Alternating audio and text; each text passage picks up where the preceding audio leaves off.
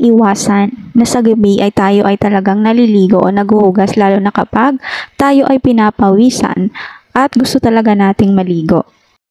So in this video ay tatalakayin natin kung ano nga ba ang masamang epekto ng pagpupuyat at maliligo ng puyat. Masama bang maligo ang puyat o pwede bang magbasa o mag-shower ang walang tulog o kulang sa tulog o inaantok pa?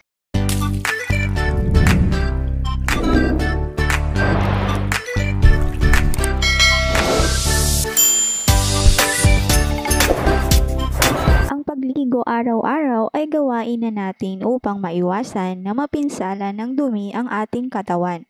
Ito ay ginagawa 2 beses o higit pa sa isang araw. O kapag madumi ang ating katawan, ito din ay mabuti sa ating katawan sapagkat pinupuksa nito ang dumi o bakterya na nagiging sanhi ng ating sakit.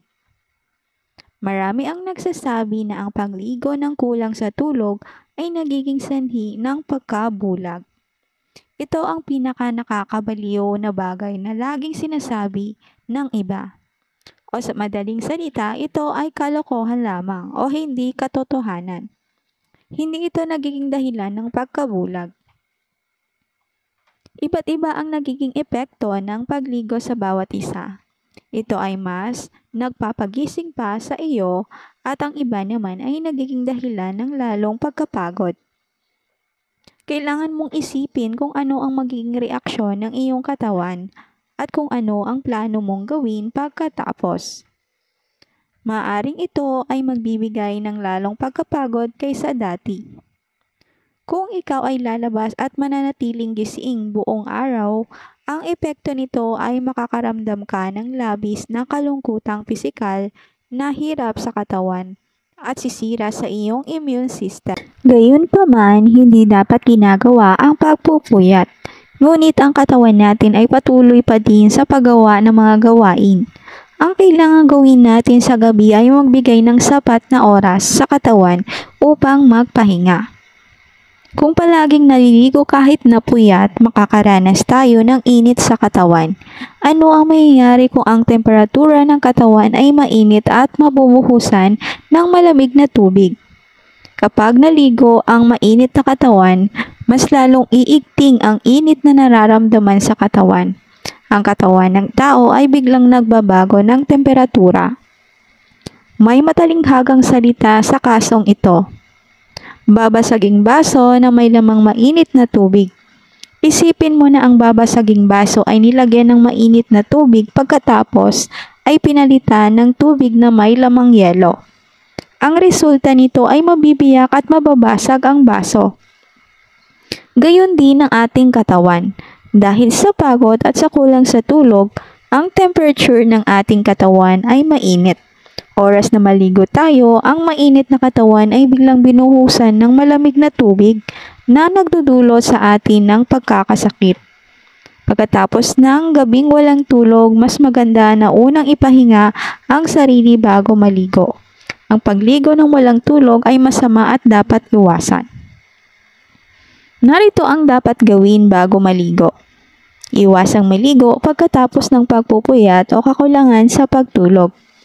Alamin ang temperatura. Kung ang iyong katawan ay nakakaramdam ng init, mas makakabuti na ipahinga muna ito.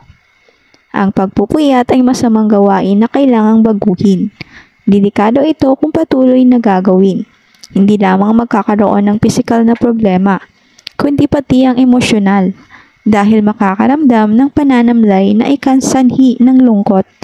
Maraming magiging posibleng epekto ang pagpupuyat at mabilis na pagkapagod, at kalaunan ay makakaramdam ka ng hirap sa pagtulog o insomnia. Ano ang mga epekto ng puyat? Una dito, paglitaw ng eye bag. Ang eye bag ay madalas nakikita sa mga mahilig magpuyat.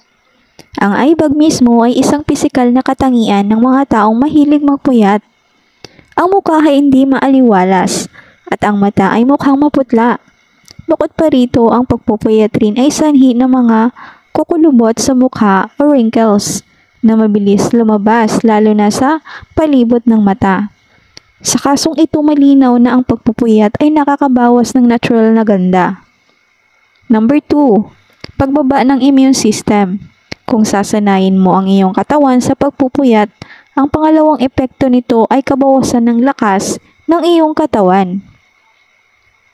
Sa mga tao na sobra kong magpuyat, mas mabilis na dapuan ng sakit ang katawan kumpara sa taong sapat ang tulog. Mayroong iba't ibang klase ng sakit na pwedeng tumama anumang oras, tulad ng trangkaso, sakit sa ulo, panginginig at iba pa. Ito ay madaling aatake sa oras na bumaba ang iyong immune system dahil sa sakit na dulot ng kakulangan sa tulog. Ang ibang posibleng sakit ay aatake tulad ng mga malalang sakit gaya ng senyales ng stroke, problema sa baga, problema sa atay.